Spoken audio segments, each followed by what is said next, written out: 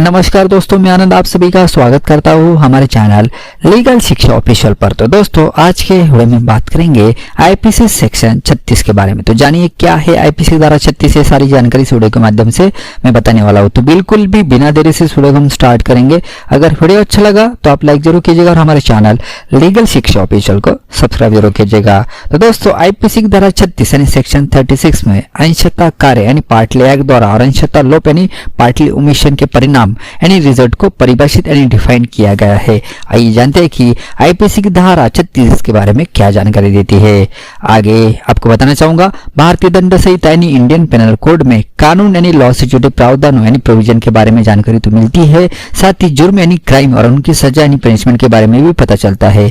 IPC की धारा 36 यानी सेक्शन 36 में अंशतः कार्य यानी पार्टली एक्ट द्वारा और अंशतः लोप यानी पार्टली ओमिशन के परिणाम यानी रिजल्ट को परिभाषित यानी डिफाइन किया गया है। आइए जानते हैं कि आईपीसी धारा 36 के बारे में क्या जानकारी देती है। आगे बात करते हैं आईपीसी की धारा 36 यानी आईपीसी सेक्शन 36 के डेफिनेशन के बारे में। तो आपको बताना चाहूंगा दोस्तों, इंडियन पेनल कोड यानी भारतीय दंड संहिता की धारा 36 यानी सेक्शन 36 अंशतः कार्य यानी पार्टली एक्ट द्वारा और अंशतः लोप यानी पार्टली ओमिशन द्वारा कारित परिणाम यानी रिजल्ट से संबंधित है।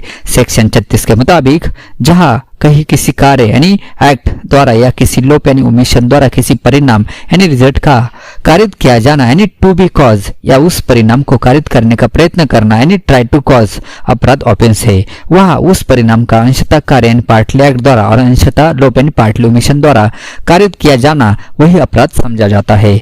आगे बात करते हैं क्या है आईपीसी। दोस्तों, भारतीय दंड संहिता यानी Indian penal code IPC Bharat में यहाँ के किसी भी नागरिक यानी सिटीजन द्वारा किए गए कुछ अपराधों यानी सर्टेन ऑफेंसेस की परिभाषा यानी डेफिनेशन और दंड यानी पनिशमेंट का प्रावधान यानी प्रोविजन करती है। आपको बता दें, यह भारत की सेना यानी इंडियन आर्मी पर लागू नहीं होती है। पहले आईपीसी जम्मू एवं कश्मीर में लागू नहीं होती थी, लेकिन धारा 370 हटने के बाद वहां पे भी आईपीसी लागू हो गई है। इससे पहले वहां रणबीर दंड संहिता यानी आरपीसी लागू होती थी।